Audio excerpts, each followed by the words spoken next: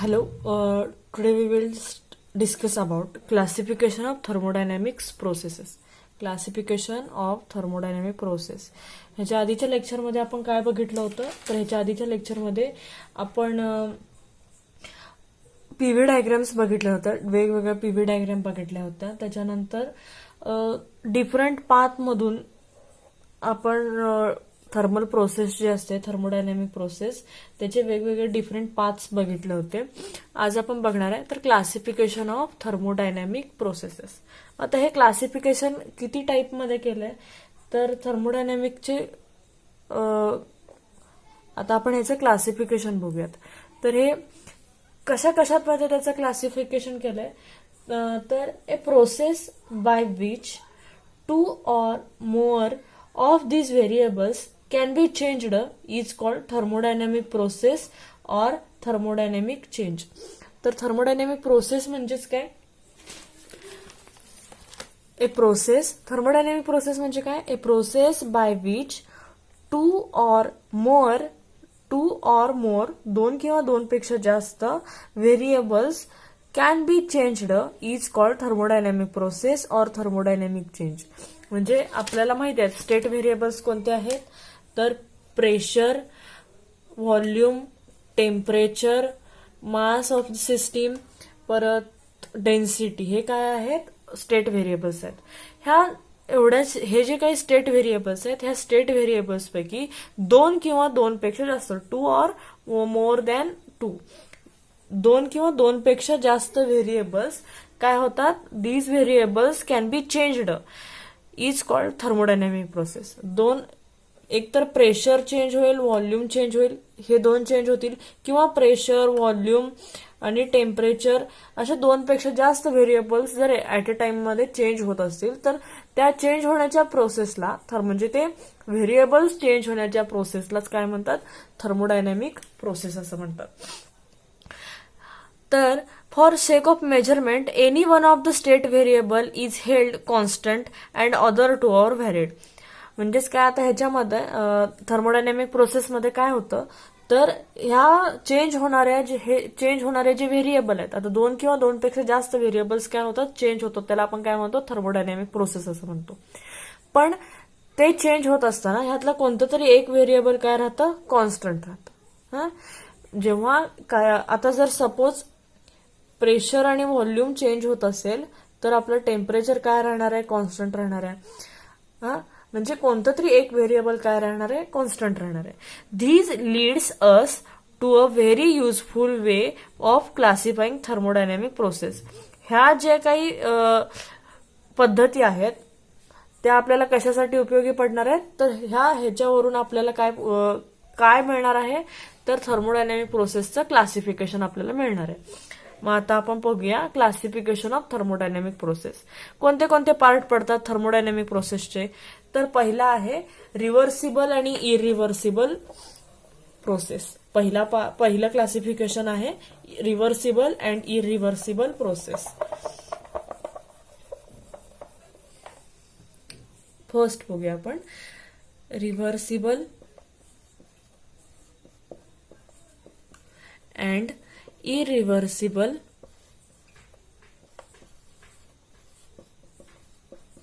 process. Reversible and irreversible process. आता पहिल्यांदा आपण बघतोय रिव्हर्सिबल प्रोसेस. पहिल्यांदा आपण कुठली प्रोसेस बघणार आहे, रिव्हर्सिबल प्रोसेस. आता रिव्हर्सिबल आणि इरिव्हर्सिबल प्रोसेस हे तुम्हाला आधी केलेलं आहे. रिव्हर्सिबल म्हणजे काय, आता समजा आपल्याला ह्याचे एक्झाम्पल आपल्याला 5वी 6वी मध्ये तुम्हाला शिकलेलं आहे तुम्ही. रिव्हर्सिबल प्रोसेस म्हणजे काय, इरिव्हर्सिबल प्रोसेस म्हणजे काय, ते आपण छोट्या प्रमाणामध्ये आपण त्याचे डेफिनेशन्स बघितले.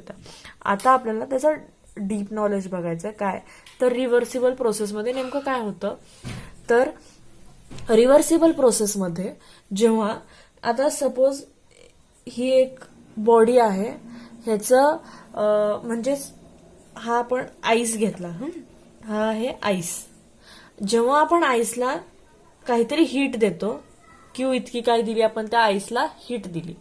हीट दिल्यानंतर काय होईल, त्या आईसचं स्टेट चेंज होईल आणि त्याची स्टेट कोणती होईल, ते कशामध्ये जाईल, लिक्विडमध्ये जाईल. आईसचं काय झालं, लिक्विड झालं किंवा वॉटर तयार झालं. जेव्हा आपण आईसला हीट करू तेव्हा ते काय होतं, आईस मेल्ट होतो. मेल्ट झाल्यानंतर त्याचं काय होतं, वॉटर तयार होतं. मग आपण परत त्या वॉटरचा आईस बनवू शकतो का, बनवू शकतो. आपण काय करायचं, त्या वॉटर मधलं हीट बाहेर काढून टाकायची, हीट रिमूव्ह करायची. मग काय होईल, परत त्याचा काय बनेल, आईस बनेल. आपण त्या पाण्याला फ्रीजरमध्ये ठेवलं तर काय होतं, पाण्याचा बर्फ बनतो. परत त्या बर्फाला आपण हीट दिली तर त्याचं काय बनतं, पाणी बनतं. म्हणजे ह्याला काय म्हणतं, सुरुवातीला काय होता, तो बर्फ होता, नंतर काय झालं, त्याचं पाणी झालं.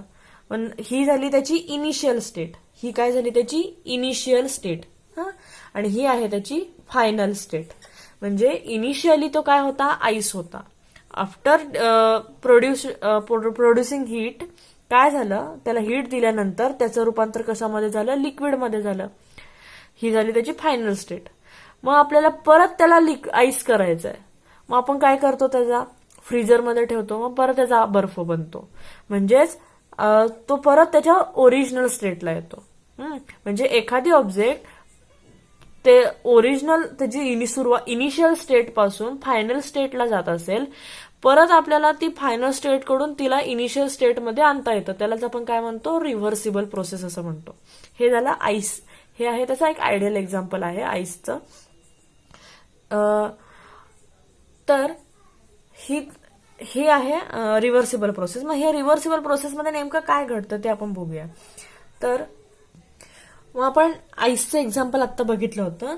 तर आईसमध्ये काय होत होतं, तर आपण आईसला काय केलं होतं, मेल्ट केलं होतं. आणि मेल्ट केल्यानंतर ते काय झालं, लिक्विड झालं.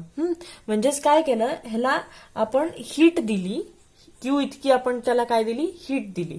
सपोज आपण त्याला एक 50 डिग्री सेल्सिअस टेम्परेचर दिलं त्या आईसला. आणि मग म्हणून काय झालं, ते आईस मेल्ट व्हायला चालू झालं आणि त्याचं लिक्विड झालं.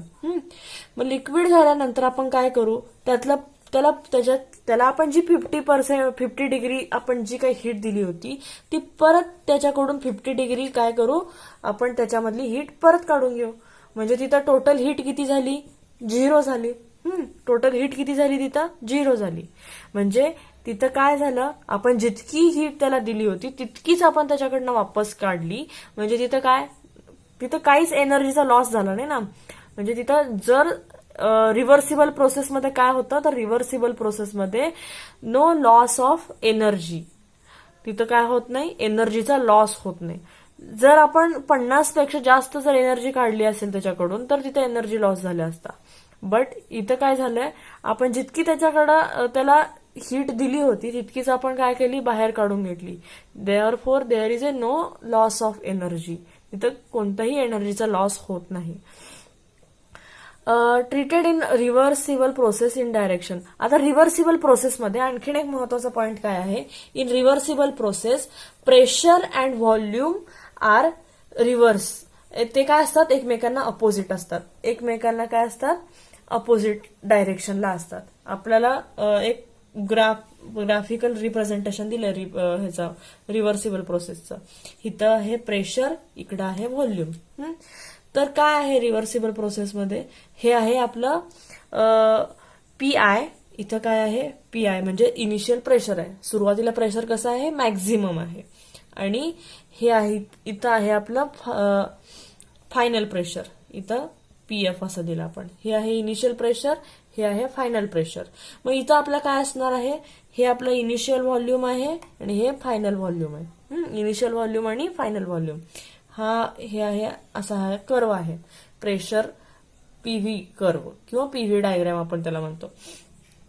मग हे रिव्हर्सिबल कसं आहे, तर रिव्हर्सिबल प्रोसेसमध्ये प्रेशर आणि व्हॉल्यूम काय असतात, pressure and volume are opposite in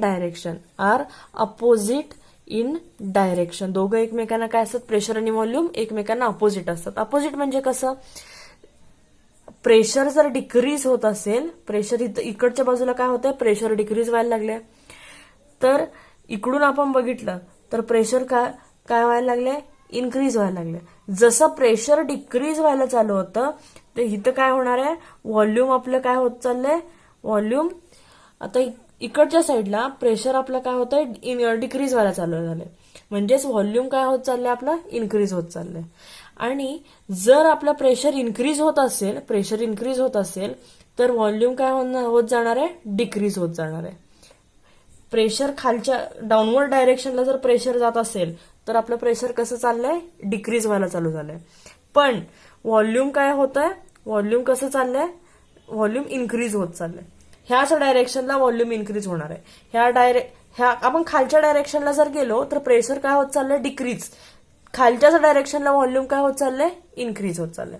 पण वरच्या बाजूला जर आपण चाललो असो तर प्रेशर काय होत चाललंय वरच्या बाजूनं प्रेशर इन्क्रीज होत चाललंय आणि व्हॉल्यूम काय होत चाललंय डिक्रीज होत चाललंय.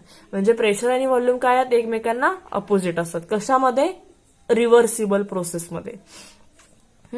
ही झाली रिव्हर्सिबल प्रोसेसची पीव्ही डायग्राम. आता आपण बघूया इरिव्हर्सिबल प्रोसेस म्हणजे काय.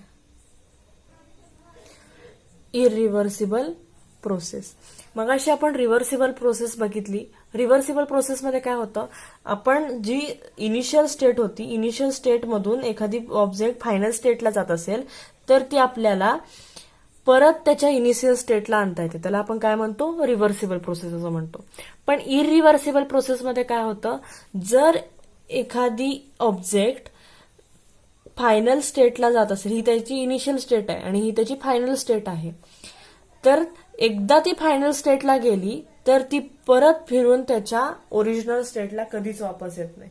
त्याला काय म्हणतात इरिव्हर प्रोसेस असं म्हणतात. रिव्हर्सिबल मध्ये काय होतं, ती कशी म्हणजे आता इनिशियल कडनं फायनलला गेली परत फायनल कडनं इनिशियलला ती येऊ शकते. आपण आईस आणि वॉटरचं एक्झाम्पल बघितलं. बर्फाचं पाणी होऊ शकतं, परत पाण्याचा बर्फ होऊ शकतो, परत बर्फाचं पाणी होऊ शकतं. ही कोणती प्रोसेस आहे reversible process. But in case of irreversible process त्याच्यामध्ये काय होतं, जर एखादी ऑब्जेक्ट त्याची ओरिजिनल स्टेट सोडून दुसऱ्या स्टेटमध्ये जर गेली तर ती परत त्याच्या ओरिजिनल स्टेटला येऊ शकत नाही. त्याला आपण काय म्हणतो इरिव्हर्सिबल प्रोसेस असं म्हणतो. Wien any two object is at thermal equilibrium. हे कधी होतं, जेव्हा ती आपलं जे ऑब्जेक्ट आहे ते कसं असतं थर्मली इक्विलिब्रियम स्टेटला असेल तेव्हा. Thermal equilibrium. आता थर्मल इक्विलिब्रियम म्हणजे काय हे आपल्याला माहिती आहे. थर्मल इक्विलिब्रियम कशाला म्हणतात, कोणत्या स्टेटला म्हणतात. सपोज ही एक ऑब्जेक्ट आहे, ह्या ऑब्जेक्टचं इनिशियल टेम्परेचर 100 डिग्री सेल्सिअस आहे आणि ह्या ऑब्जेक्टचं किंवा ह्या सिस्टीमचं टेम्परेचर 30 डिग्री सेल्सिअस आहे. आता आपल्याला थर्मल इक्विलिब्रियम स्टेट फाइंड करायची याची, तर काय होईल, आपल्याला माहिती आहे काय हीट जी असते ती हायर कॉन्सन्ट्रेशन कडून लोअर कॉन्सन्ट्रेशनला जाते. म्हणजेच काय, आता ही 100 कडनं ह्याची हीट काय होणार आहे 30 कडे पास होणार आहे. म्हणजे 100 कडून 30 कडे पास होईल. दोन्ही बॉडीचं टेम्परेचर काय होणार आहे, आता हेचं 100चं काय होणार आहे, हे डिक्रीज होत हे सपोज 50 डिग्री सेल्सिअस पर्यंत आलं आणि हे 30चं इन्क्रीज होत काय झालं, हे सुद्धा काय झालं 50 डिग्री सेल्सिअस पर्यंत आलं. म्हणजे 100चं टेम्परेचर कमी झालं आणि 30चं टेम्परेचर इन्क्रीज झालं. दोघांचं टेम्परेचर काय झालं, एका टाइमला दोघं काय होतील, एका सेम टेम्परेचरला येऊन पोहोचतील. हा 50ला येईल, हा पण 50ला येईल. म्हणजे जेव्हा दोन्हीचं टेम्परेचर 50-50 होईल तेव्हा आपण त्या स्टेटला काय म्हणतो थर्मली इक्विलिब्रियम स्टेट असं म्हणतो. मग जेव्हा आपली ऑब्जेक्ट थर्मल इक्विलिब्रियम स्टेटला असते, थर्मली इक्विलिब्रियम पोझिशनला असते, तेव्हा परत आता हे परत 50चं 100 डिग्री सेल्सिअस होत नाही किंवा 50चं 30 डिग्री सेल्सिअस होत नाही. इरिव्हर्सिबल प्रोसेसमध्ये काय होतं, जेव्हा आपल्या सिस्टीम्स थर्मल इक्विलिब्रियम स्टेटला जाऊन पोचतात तेव्हा परत ते त्यांच्या ओरिजिनल टेम्परेचरला वापस येत नाहीत. लक्षात येत आहे. आता हे 100चं 50 झालं होतं, 30चं पण 50 झालं होतं, परत ते 50चं 100 होणार नाहीये त्याचं टेम्परेचर, परत ते 50चं 30 होणार नाहीये टेम्परेचर, ते 50चं 50च राहणार आहे. म्हणजेच हे कधी होतं, जेव्हा प्रोसेस इरिव्हर्सिबल असेल तेव्हा. They cannot reverse back into their original state. These processes are said to be irreversible processes. Initial state cannot be restored. आणि त्याची सुरुवातीची जी स्टेट असते ती कधीच स्टोअर केली जात नाही. कशामध्ये, इरिव्हर्सिबल प्रोसेसमध्ये एनर्जी स्टोअर केली जात नाही. मग आपण त्याचा पीव्ही डायग्राम बघूया. पीव्ही डायग्राम कशी असणार आहे मग त्याची इरिव्हर्सिबलची. तर हा आपला ऍक्सिस आहे. इथं आपण प्रेशर घेतो, इकडं आपण काय घेतो, व्हॉल्यूम घेतो. आपलं हे इनिशियल प्रेशर असणार आहे इथं PI, इथं फायनल प्रेशर PF, इथं इनिशियल व्हॉल्यूम VI, इथं फायनल व्हॉल्यूम VF. तर हा आहे आपला इरिव्हर्सिबल प्रोसेसचा ग्राफ. आता इरिव्हर्सिबल प्रोसेसच्या ग्राफमध्ये प्रेशर, मगाशी आपण रिव्हर्सिबल प्रोसेसचा ग्राफ बघितला होता. त्याच्यामध्ये काय होतं, एकाच पाथमधून ते काय होत होते, प्रेशर आणि व्हॉल्यूम एकमेकांना अपोजिट होते. प्रेशर आणि व्हॉल्यूम कसे होते, एकमेकांना अपोजिट होते आणि त्यांचा पाथ एकच होता. ज्या पाथमधनं ते आले होते त्याच पाथमधनं ते जात होते. बट इरिव्हर्सिबल प्रोसेसमध्ये त्यांचे पाथ दोन काय सेपरेट आहेत. परत ह्याच्यामध्ये काय होतंय, तर प्रेशर आणि व्हॉल्यूम जे आहेत ते म्हणजे त्यांच्यामध्ये काय होतं, तर प्रेशर आणि व्हॉल्यूम हे एकमेकांना अपोजिट नाही आहेत. ते परत रिव्हर्स होत नाहीयेत. म्हणजे जर प्रेशर व्हॉल्यूम डिक्रीज इन्क्रीज होत असेल तर त्यांच्यामध्ये काय, प्रेशर आणि व्हॉल्यूम मध्ये कोणताही काय नाहीये, रिव्हर्सिबिलिटी नाहीये. कशामध्ये, इरिव्हर्सिबल प्रोसेसमध्ये. मग आपण आता नेक्स्ट पॉइंट बघूया काय, तर causes of irreversibility. Causes of irreversibility. Now we will see causes of irreversible process किंवा इरिव्हर्सिबिलिटी. तर काय काय कॉजेस आहेत, कशामुळे इरिव्हर्सिबल प्रोसेस घडते. तर पहिला आहे, there are two main reasons of the irreversibility of a thermodynamic process. Thermodynamic प्रोसेसमध्ये इरिव्हर्सिबल प्रोसेस घडण्याचे दोन प्रमुख काय आहेत, कॉजेस आहेत. पहिला आहे, फर्स्ट इज काय, many processes such as free expansion और explosive chemical reaction takes place the system to non equilibrium states. म्हणजेच काय, many processes such as free expansion. आता फ्री एक्सपान्शन कधी होतं, फ्री एक्सपान्शन जेव्हा आपलं हीट जी असते, हीट 0 आहे आणि वर्क डन सुद्धा काय आहे, 0, तेव्हा काय होतं, फ्री एक्सपान्शन होतं. तेव्हा फ्री एक्सपान्शनची जी प्रोसेस आहे, आता फ्री एक्सपान्शन प्रोसेस कशामध्ये घडते, तर आपण एक्झाम्पल बघितले काय, आपण बलूनमध्ये जेव्हा हवा भरत असतो, बलूनमध्ये हवा भरतो, एका आफ्टर सम टाइम पिरियड नंतर काय होतं, तर ते जे गॅस मॉलिक्यूल असतात बलूनच्या आतमधले ते काय व्हायला लागतात, एक्सपांड व्हायला लागतात. आणि एका कंडिशन नंतर काय होतं, स्टेट नंतर काय होतं, तो बलून काय होतो, फुटून ब्लास्ट होतो. बलून ब्लास्ट झाल्यानंतर काय होतं, त्याच्यामध्ये आतमध्ये असणारी जी काही एअर मॉलिक्युल्स असतील ते काय होतात, बाहेर पडतात. बाहेर पडल्यानंतर परत आपण त्याला तो फुगा फुगवू शकतो का, नाही. म्हणजेच इथं काय आहे, तर ते फ्री एक्सपान्शन आहे. फ्री एक्सपान्शन मध्ये काय असतं, तर हीट जी असते ती काय असते, 0 असते. हीट 0 असते. म्हणजे काय, आपण एकतर त्याच्यामध्ये परत हवा भरू शकत नाही किंवा आतमध्ये असणाऱ्या हवा बाहेर सोडू शकत नाही. प्रोसेस पूर्ण कम्प्लीट, तिथं हीट काय होऊन जाते, 0 होऊन जाते. परत वर्क डन, आतमध्ये असणारं त्या आपली जी सिस्टीम असते तिथं कोणतीच वर्क करत नाही, त्यामुळे तिथं वर्क डन सुद्धा कसं आहे, 0 असतं. हे कशामध्ये, फ्री एक्सपान्शन मध्ये. कधी, many processes such as free expansion, जेव्हा फ्री एक्सपान्शन होतं तेव्हा, फ्री एक्सपान्शन और एक्सप्लोजिव्ह केमिकल रिएक्शन, और explosive chemical reaction, explosive chemical reaction. आता explosive chemical reaction takes place to non equilibrium. आता एक्सप्लोजिव्ह केमिकल रिएक्शन म्हणजे काय, आता काही काही ठिकाणी बॉम्ब ब्लास्ट होत असतात. आता बॉम्ब जे असतात, आतंकवादी हल्ल्यामध्ये, दहशतवादी हल्ल्यामध्ये, मुंबईमध्ये वगैरे बॉम्ब ब्लास्ट झाले होते.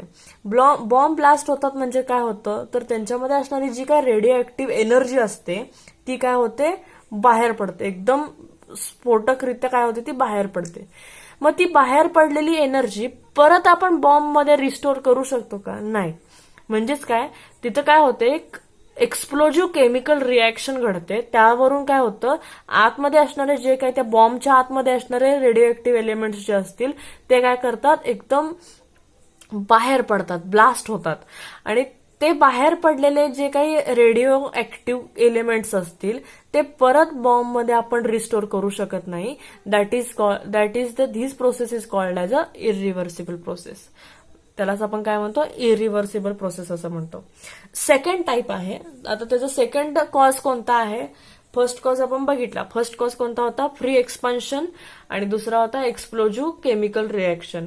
जिथं जिथं घडते हे काय आहेत? फ्री एक्सपान्शन आणि एक्सप्लोजिव्ह केमिकल रिएक्शन. ह्या कोणत्या प्रोसेस आहेत? तर इरिव्हर्सिबल प्रोसेस आहेत. मग दुसरा कॉज कोणता आहे? मोस्ट प्रोसेस इन्व्हॉल्व फ्रिक्शन आहे. Friction, viscosity, or some other dissipative forces or some other dissipative. आता डिसिपेटिव्हचा अर्थ काय तुम्हाला सांगते. डिसिपेटिव्ह प्रोसेस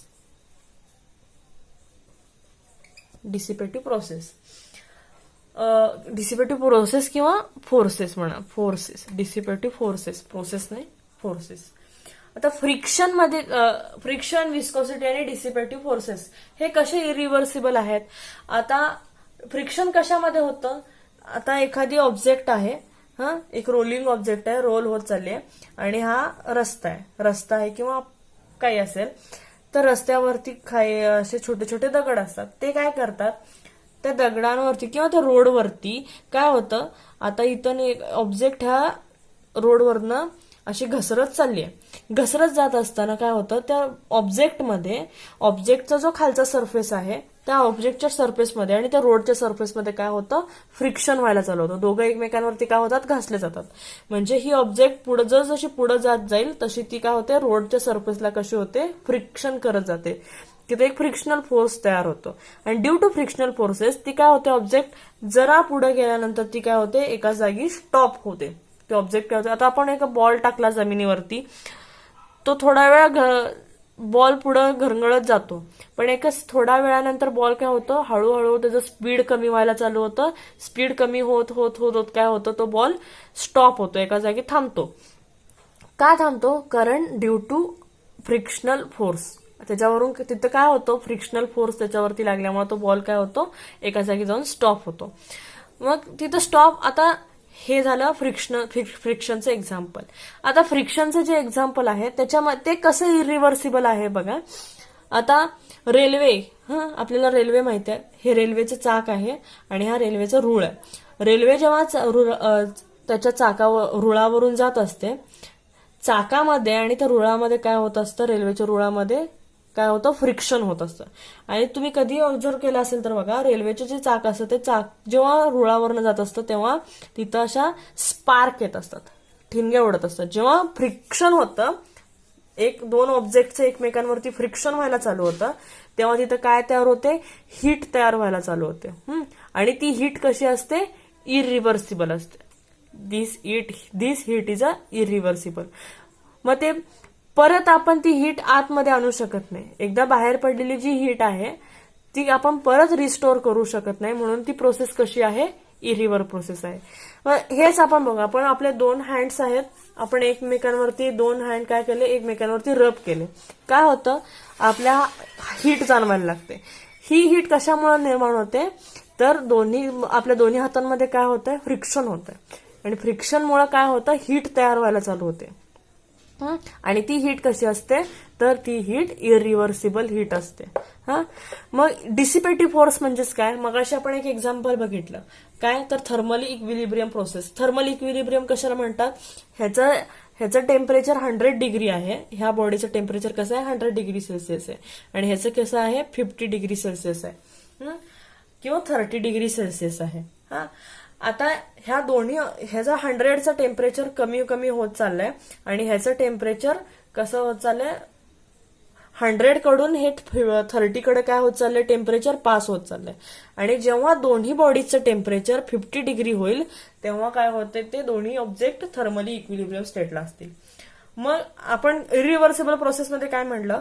इरिव्हर्सिबल प्रोसेसचं आता हे 50चं परत 100 होणार नाही, किंवा 50चं परत 30 डिग्री टेम्परेचर होणार नाही. पण हे जर आपण त्याला कोणता तरी एक्सटर्नल फोर्स दिला, आता या 50ला, आता हे 100चं 50 डिग्री सेल्सिअस टेम्परेचर झालं, टेम्परेचर 50 झालंय, मग आपण त्याला परत 100 ला आणण्यासाठी आपल्याला काय करावं लागेल, त्याला परत एकदा खालून हीट दिली, आपण त्याला काहीतरी हीट दिली, त्याला खालून बर्नर पेटवला आणि त्याला हीट केलं तर काय होईल, त्याचं परत थोडं थोडं टेम्परेचर वाढेल आणि ते 100 ला आहे. पण ते स्वतः परत 100 ला जाईल का, कधी नाही जाणार. त्याला बाहेरनं एक्सटर्नल हीट आपण जेव्हा देऊ तेव्हाच ते काय होणार आहे, 100 ला जाणार आहे. म्हणजेच आपण जेव्हा त्याला एक्सटर्नल फोर्स सप्लाय करतो, एक्सटर्नल फोर्स त्याला आपण लावतो, that external force is called as a dissipative force. त्यालाच आपण काय म्हणतो, डिसिपेटिव्ह फोर्स असं म्हणतो. म्हणजे 50चं परत 100 ला टेम्परेचर आपल्याला नेण्यासाठी त्याला एक्सटर्नल फोर्स देतो आपण. म्हणजेच काय होतं, एक एक्सटर्नल हीट आपण त्याला सप्लाय केल्यानंतर परत ते 50चं 100 ला जाईल. That force is called as a dissipative force. मग हे डिसिपेटिव्ह फोर्स कशात येतात, तर इरिव्हर्सिबल प्रोसेसमध्ये येतात. हे झालं कॉजेस ऑफ इरिव्हर्सिबिलिटी. हे फॅक्टर्स काय करतात, तर इरिव्हर्सिबल प्रोसेसवरती अफेक्ट करतात. नेक्स्ट आपण बघूया assumptions for discussion of thermodynamic process. आता कोणते कोणते अझम्पशन आहेत ते पण बघूया. काय, we will discuss assumptions for discussion of thermodynamic processes. We will discussing various types of thermodynamic system in following sections. पहिला आहे majority of the thermodynamics process we will be discussing the following sections are reversible. They are quasi-static in nature. जे काय म्हणतात त्याला, जे objects reversible process reversible असतात ते काय, ते कोणते कोणते कॉजेस अफेक्ट करतात त्याच्यावरती. They are quasistatic in nature. ते कसे आहेत, क्वाझिस्टॅटिक इन नेचर आहेत. Extremely slow and the system undergoes infinitesimal change at a every stage except adiabatic process. आता एक्स्ट्रीमली स्लो सिस्टीम्स म्हणजेच काय, आपण रिव्हर्सिबल प्रोसेसचं एक्झाम्पल कोणतं बघितलं, तर आईस आणि वॉटर. आईसचं कन्व्हर्जन कशामध्ये होतं, वॉटरमध्ये होतं. वॉटरचं कन्व्हर्जन आईसमध्ये होतं. ही प्रोसेस कशी आहे, this process is a very slow. ती एक स्लो प्रोसेस असते. कशामध्ये, रिव्हर्सिबल प्रोसेसची. The system is a thermodynamic equilibrium during all the change. System of the thermodynamic system is a thermodynamic equilibrium during all the change. प्रत्येक वेळी जेव्हा change होत जातो तेव्हा ती सिस्टीम कशी असते, थर्मोडायनॅमिक इक्विलिब्रियम स्टेटला असते. सेकंड बघूया आता. The system involved in all the processes. The system involved in all the processes is an ideal gas enclosed in cylinder having movable frictionless and massless piston. आता एका सिलेंडरमध्ये आपण ideal gas भरलाय आणि त्या सिलेंडरला आपण वरती एक पिस्टन बसवलाय जो मासलेस आहे, मुव्हेबल आहे आणि फ्रिक्शनलेस आहे. The wall of cylinder can be good thermal conductors or can be thermally insulating. तो जो सिलेंडर आहे तो काय आहे, गुड थर्मल कंडक्टर आहे, म्हणजे त्याच्यामधून हीट कंडक्ट होऊ शकते, किंवा तो एक गुड आयसोलेटिंग, त्याला आपण बाहेरून एक आयसोलेटिंग मेम्ब्रेन बसवलंय त्याच्यावरती. The ideal gas equation is applicable to the system. आणि त्या सिस्टीमला काय होतंय, ideal gas equation PV is equal to NRT, हे आयडियल गॅस इक्वेशन काय होतंय, त्या सिस्टीमला ऍप्लिकेबल होतंय. हे झाले assumptions for discussion of thermodynamic process. Now we will see the second type of isothermal process. Second type कोणती आहे बघा आयसोथर्मल प्रोसेसची, आपल्या थर्मोडायनॅमिक प्रोसेसचं सेकंड टाइप आहे. पहिला आपण बघितलं रिव्हर्सिबल आणि इरिव्हर्सिबल प्रोसेस. आता दुसरी प्रोसेस बघूया, आयसोथर्मल प्रोसेस. आयसोथर्मल प्रोसेसचं मिनिंग काय आहे बघा. आयसो म्हणजे काय, आयसो म्हणजे सेम, थर्मल म्हणजे ज्याला हीट आहे असं टेम्परेचर, थर्मल म्हणजे टेम्परेचर असणारं, म्हणजे सेम टेम्परेचर असणारी प्रोसेस. मग त्याचं आपण ते डेफिनेशन बघूया काय आहे आयसोथर्मलची.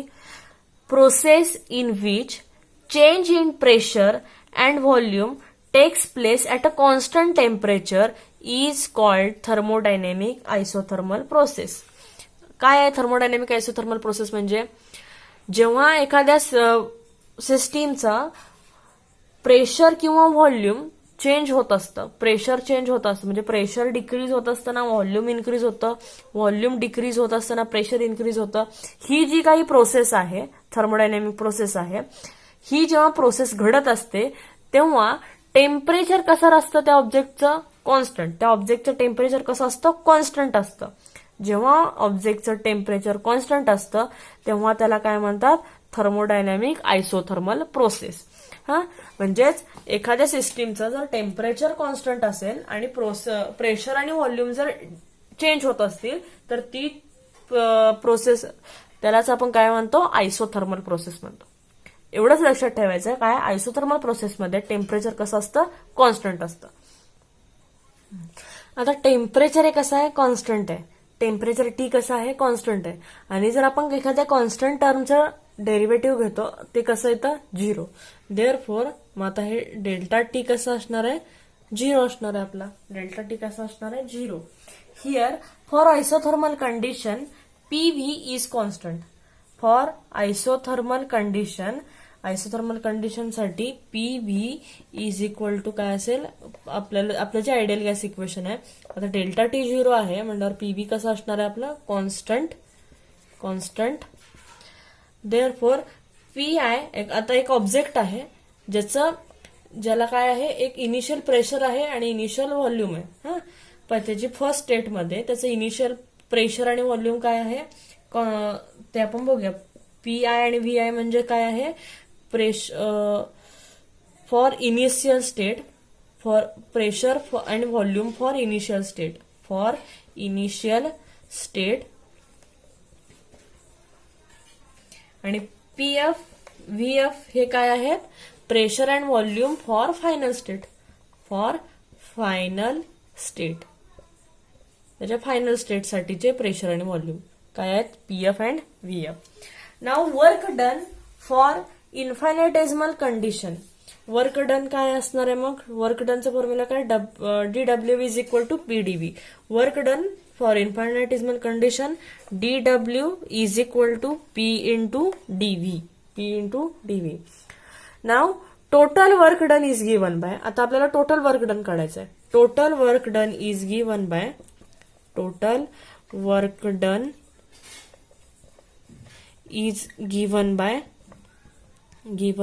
Bye W is equal to, आता आपल्याला टोटल वर्क डन काढायचं असेल तर आपण काय घेतो, इंटिग्रेशन घेतो. आता आपल्याला ह्या डीडब्ल्यूचं इंटिग्रेशन घेतलं तर हा डी निघून जाईल, उरलेल काय फक्त. आता इंटिग्रेशन ऑफ, तुम्हाला हे लक्षात ठेवा, इंटिग्रेशन ऑफ डीडब्ल्यू घेतला तर ओनली काय राहील इथं, फक्त डब्ल्यू उरेल. त्यामुळं, आणि हे डीडब्ल्यूच्या जागी आपण काय इंटिग्रेशन कशाला लागेल, आता आपल्याला इंटिग्रेशन ह्याला पी इंटू डीव्ही. आणि आपला प्रेशर आणि व्हॉल्यूम काय होतात, आपले चेंज होत राहतात. म्हणजे इथं प्रेशर आणि व्हॉल्यूम आपले काय होणार आहेत, चेंज होणार आहेत. पण आता इथं त्यामुळं व्हॉल्यूम आपण लिहिणार आहे, आपण काय घेतं, व्हॉल्यूम आपलं चेंज होत राहतं, त्यामुळे आपण प्रेशर आणि व्हॉल्यूम आपण इथं लिहूया. त्याचं इंटिग्रेशन लिहिताना व्ही आय, इनिशियल व्हॉल्यूम आपण कसं लिहितो, खाली लिहितो, आणि फायनल व्हॉल्यूम कसं लिहितो, वर लिहितो. मग आता पी व्ही, आता इथं लिहूया इंटिग्रेशन ऑफ,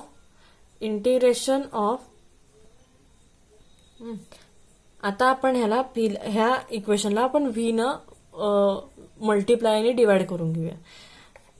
इथं व्ही न मल्टिप्लाय केला, खाली आपण व्ही न डिवाइड करून घेऊ, म्हणजे हे व्ही कॅन्सल होईल, परत आपल्याला पीडीव्ही आहे तसं इक्वेशन मिळेल. आणि इथं व्ही आय व्हीएफ हे आहे तसं लिहिलं. तर PV is equal to NRT, हे आयडियल गॅस इक्वेशन आहे. मग या पीव्हीच्या जागी आपण एनआरटी पुट करूया. पीव्हीच्या जागी आपण काय पुट करायचं, एनआरटी. आणि एनआरटी हे काय आहेत, सगळे कॉन्स्टंट आहेत. एनआरटी हे काय आहेत, कॉन्स्टंट आहेत. त्यामुळे हे बाहेर इंटिग्रेशनच्या बाहेर घेऊया. इंटिग्रेशनच्या आतमध्ये फक्त काय येईल, हे व्ही आय आणि हे व्हीएफ. हे इंटिग्रेशनच्या आतमध्ये आपण काय घेऊया, उरलं फक्त व्ही गेलंय ना आपलं, आतमध्ये काय येणार 1/v इंटू डीव्ही. आता integration of 1/v into DV काय येईल, जर आपण डेरिव्हेटिव्ह घेतलं लॉग एक्सचं डेरिव्हेटिव्ह काय येतं 1/x. तसंच लॉग व्हीचं डेरिव्हेटिव्ह काय येणार 1/v. मग इंटिग्रेशन म्हणजे काय असतं, इंटिग्रेशन हे डेरिव्हेटिव्हचं उलट असतं. इंटिग्रेशन हे डेरिव्हेटिव्ह उलट. मग आता इथं इंटिग्रेशन कशाचं आहे 1/vचं इंटिग्रेशन काढायचं आहे म्हणजे काय येणार लॉग व्ही येणार. म्हणजे आता इथे कसं लिहायचं एनआरटी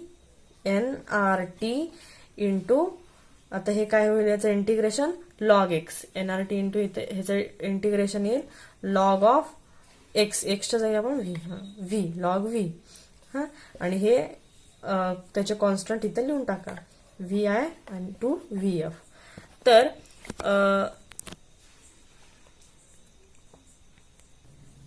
हे आपल्याला मिळालं त्याचं इंटिग्रेशन. मग आता व्हीच्या जागी व्ही आणि व्ही एफ पुट करायचं. काय एनआरटी लॉग ऑफ, आता पहिल्यांदा मोठं पुट करायचं व्ही एफ मायनस वरचं जे असतं ते पहिल्यांदा पुट करायचं मायनस करायचं आणि मग नंतर खालचं जे आहे ते लोअर लिमिट पुट करा log of V I. V F minus V I हे एनआरटी इंटू लॉग ऑफ. आता लॉगची जी पद्धत आहे लॉगच्या नियमानुसार लॉगचे जे लॉ आहेत त्याच्यावरून आपण काय लिहितो, जेव्हा मायनस साईन असतं तेव्हा तिथं काय होतं डिव्हिजन होतं. म्हणजेच काय होईल V F divided by V I. V F divided by V I. आणि हे लॉग जे आहे ते लॉग आणखीन एका पद्धतीने लिहितात कसा NRT L N into V F divided by V I. V F divided by V I. म्हणजेच हे आपल्याला work done, total work done काय मिळालं, total work done W is equal to NRT L N into V F divided by V I. हे झालं आपलं total work done in isothermal process. For ideal gas, आता for ideal gas साठी काय आहे, for ideal gas इथं लिहिते मी, फॉर आयडियल गॅससाठी ideal gas is depends upon temperature. Ideal gas कशावरती डिपेंड आहे, it's depend upon temperature. But आपलं जे टेम्परेचर आहे डेल्टा टी हे कसं आहे 0 आहे. डेल्टा टी 0, त्यामुळे इंटरनल एनर्जी सुद्धा कशी असणार आहे delta U is equal to 0. Therefore delta U is equal to Q minus W. हे आपल्याला फॉर्म्युला माहिती आहे. इंटरनल एनर्जी हे काय first law of thermodynamics. Delta U is equal to Q minus W. Delta U किती आहे 0 आहे, त्यामुळे is equal to Q minus W. Therefore Q is equal to W. Heat काय असणार आहे वर्क डनच्या इक्वल असणार आहे. देअरफॉर मग हे डब्ल्यू आपण डब्ल्यू काय आहे NRT, W is equal to NRT into log of V F divided by V I. आणि डब्ल्यू म्हणजेच काय आपला क्यू, म्हणून हे इक्वेशन आपण ह्या इक्वेशनच्या जागी आपण क्यू पुट करूया. मग Q is equal to NRT log of V F divided by V I. W is equal to पण हेच येणार, क्यू इज इक्वल टू पण हेच येणार, इज इक्वल टू डब्ल्यू. हे झालं this equation is for ideal gas equation. Ideal gas equation असेल तर Q is equal to NRT into log of V F divided by V I. तर हे झालं आपलं आयसोथर्मल प्रोसेस.